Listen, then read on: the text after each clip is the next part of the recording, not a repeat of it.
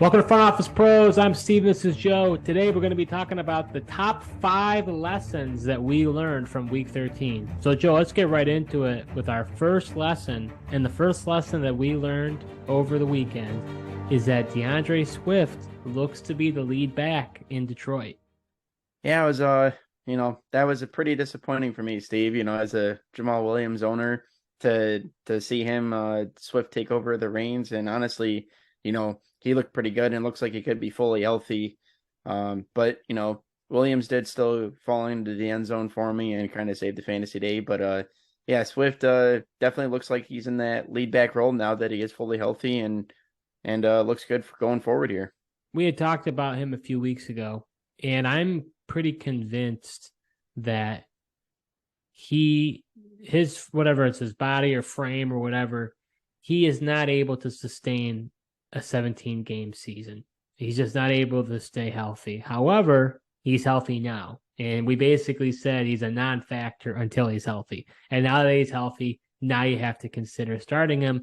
And for the Jamal Williams owner, I feel like what you saw on Sunday is kind of the most you're going to get now.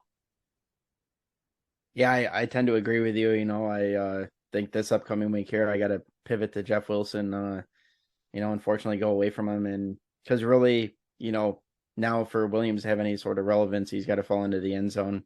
The passing game involvement's not there. That's going to Swift. And then even, Swift outpaced him in carries as well. Right, which I believe he has 14 touchdowns. So I don't know. I mean, you would think that he's going to fall off and not get touchdowns, but he keeps getting them. It's hard to know. Well, it's funny you say that. It's because DeAndre Swift around the goal line is convinced to go sideline to sideline, where Williams just goes straight up the middle and goes into the end zone. Like even Swift's one touchdown, he did get along the goal line. He had to do some crazy spin move on the outside, and he barely got in. He made it look hard, where it's like Williams would have just got in there, taking the ball, and poop, popped it right up the middle and scored no problem, I feel like. Yeah, absolutely. So I think that's something that fantasy owners are going to have to plan accordingly for. Whether you have Swift, now he's back in the conversation of starting him. And if you're the Williams owner, it may be time to put Williams back to the bench. Yeah, definitely. And if you do have DeAndre Swift, you definitely can start him here going forward, because definitely looks like he's going to be the leader of the backfield for the rest of the season as long as he's able to stay healthy. Right. And there's no denying his talent. Never knock on his talent. It's hard for him to be available. That's the tough thing with him. But going over to our second lesson learned, Joe, and the second lesson is apparently AJ Dillon is not a complete bust after all. Yeah, unfortunately it took until week 13 here for him to, have his best game the fantasy season. And this is kind of what fantasy owners thought they potentially would get this year. A lot of people thought he was a breakout candidate coming into the year, that they were going to utilize both him and Jones. But other than, the first week of the season, really hasn't gone that way. You did see a little signs of life last week against Dallas as well, where he was able to get a touchdown. But yeah, I mean, with the 18 touches and then, Aaron Jones is a little banged up. We'll see how they coming out of the bye week. But this could be good signs for Dillon coming forward here. Yeah, I was just looking 18 carries for 93 yards and a touchdown, averaging 5.2 yards per rush.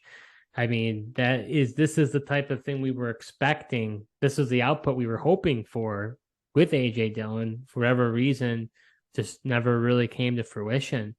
But if you're an AJ Dillon owner, and we're going to talk about this later, but in a redraft league, you're ecstatic. And now if you still had him on your roster, now you're considering, I got to get this guy into my lineup. And then for Dynasty, this is a fresh, breath of fresh air. Now, as to whether you decide to trade him in the offseason or what have you, I'm not there yet. I'm in the present moment, but it is exciting to see that he's not a complete bust. Yeah, definitely. And, honestly, the last couple of games here, he finally looks like the AJ Dillon we saw last year. Earlier in the year, I don't know what it was, just didn't look like himself. He was getting tackled way too easily, but now we're seeing him break more tackles. He's tougher to bring down. And it's, just good to see, because this is the type of player he truly is. Yeah, absolutely. And our third lesson learned is that Cam Akers is not a complete bust either, Joe, apparently. Yeah, he looked pretty good. I mean, especially like none of the Rams running backs have been that impressive because their offense has been so bad and their offensive line has struggled. But he got the 2 touchdowns. I think he got 60 yards rushing Yep. on Sunday. 17 carries for 60 yards and 2 touchdowns. Yeah, I mean it was against against the Seahawks too, which they've been every now and again defense that is tougher against the run. They got some players there, so yeah, it was a good showing, and this could be signs of life for him going forward. Yeah, I was really encouraged to see him perform the way he did. With everything going on with him and the Rams, to me, I almost felt like he was at that point where the point of no return. Like he might be donezo when it comes to fantasy football relevance, but he's come back on the scene. He's going to be entering in his final year of his rookie contract next year. I'm still not convinced that he stays with the Rams. I think we could see maybe a draft day trade coming up in the NFL draft. With everything that happened between him and the organization, I think this was good for the league to see, and I think now teams will be more interested in him as a player. This is his best game all year. So it'll be interesting to see what happens in the offseason. But if you have him in Dynasty, this was a breath of fresh air. For redraft purposes, I don't really know if I'm considering starting him. What do you think, Joe? You know, uh, Given the matchups, that he potentially has, I mean, I could see you rolling the dice on him. I mean, there's been some injuries. We don't know how Kenneth Walker's going to be, so Cam Akers definitely could be a guy that you want to start. I know they got the Raiders on Thursday night, who had looked like a good matchup, but their linebackers floated the ball, and they got a couple of D linemen in there that have been kind of wrecking the games lately. So could be tough, but if he gets work in the passing game, he could save you if you're in a PPR league. Yeah, But go ahead. he finally did, much like DeAndre Swift, Cam Akers, more importantly, he looked healthy last week, where he just hadn't looked like himself of the Cam Akers we had seen last year. Absolutely. So our fourth lesson that we took away from this week was that we don't trust quarterback Deshaun Watson for the rest of the season.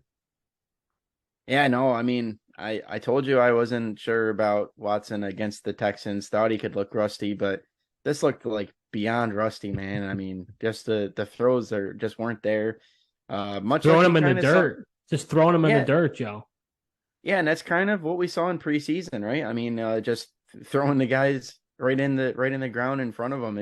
I don't know what's going on. I mean, there definitely was added emotion with him returning to Houston. Maybe that was part of it, but you definitely can't trust him as your quarterback starter heading into the playoffs here until you see something different. No, I mean, if you were stashing him in a redraft league in hopes that he could be good, I mean, it couldn't have gone any worse. I started him, of course, in your league, and I got absolutely roasted.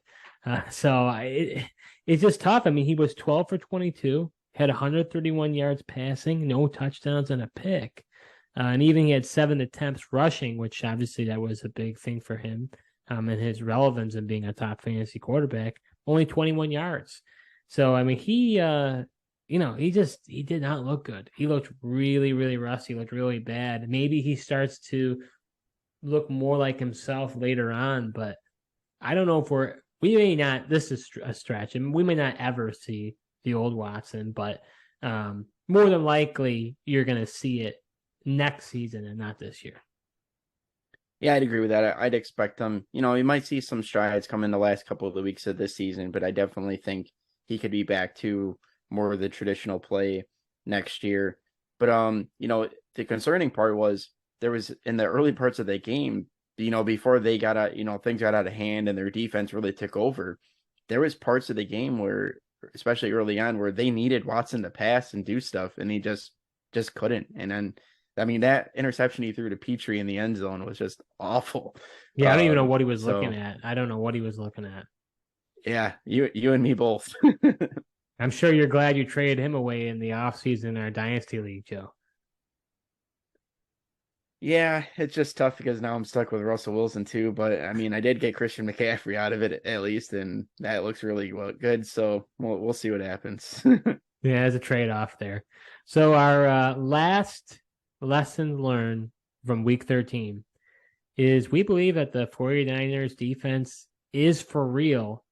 And unless they're an absolute stud, you should highly consider not playing your fantasy player against the 49ers. Yeah, definitely. This was the marquee matchup. One of the marquee matchups. Obviously you had the Chiefs and Bengals as well, but a lot of people were invested in this game trying to see how the strong Miami's offense was going to do against the defense of the 49ers. And, 49ers defense ended up prevailing. And yeah, I mean, Hill had a good game for the Dolphins, but aside from that, that's about it. I mean, Tua looked pretty bad, out of characteristic for him in that offense. Waddle was bad on an injury, didn't have the best game. So, tough to attribute that to the defense, but, Nick Bosa and stuff was really haggling Tua, and Miami looked like that one play for the touchdown to get off to the 7-0 lead. You thought, oh, see what happens. But then, 49ers really shut the door on them. Yeah, and I think, when I talk about like Tyreek Hill, right? Tyreek Hill still had a really good day, and he's an elite player. He's a stud player. So, with those type of guys, you're not going to bench a Tyreek Hill, Devontae Adams. You're not going to bench those type of players. I believe the Raiders actually do end up playing the Niners during the fantasy playoffs. But for me, I think I already thought the defense was really good, but Miami is like the most electric offense in the entire league. So for them to be shut down the way that they were, and you're thinking about maximizing your roster to ensure you get the most fantasy points possible, to me, it's hard to play, fringe, wide receiver two, running back two players against the 49ers, because I don't know if you can expect that much.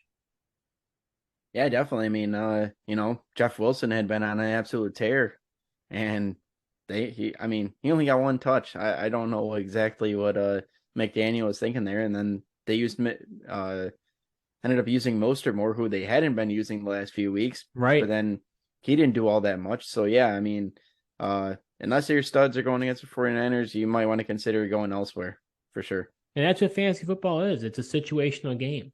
It's nothing. Obviously, Tua's played like an MVP candidate, but even Tua, when he played up against the Niners, just if you started him, you're extremely disappointed that you started him. And next week, you got the Bucks playing the Niners. This might be a preview for our start and sits, but I'll tell you what, I might be avoiding that whole that whole offense going up against the Niners. I think that's gonna be an ugly, ugly game.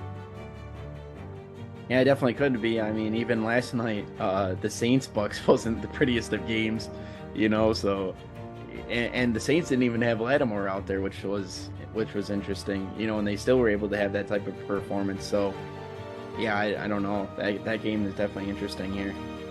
So that was 5 lessons learned from week 13. And we create several videos on a weekly basis. So you can support us by liking this video, subscribing to our channel, hitting the notification bell. And if you have any comments, feel free to give your comments below. We're happy to interact with you and give you our thoughts and our advice. So thank you so much for watching, and until next time.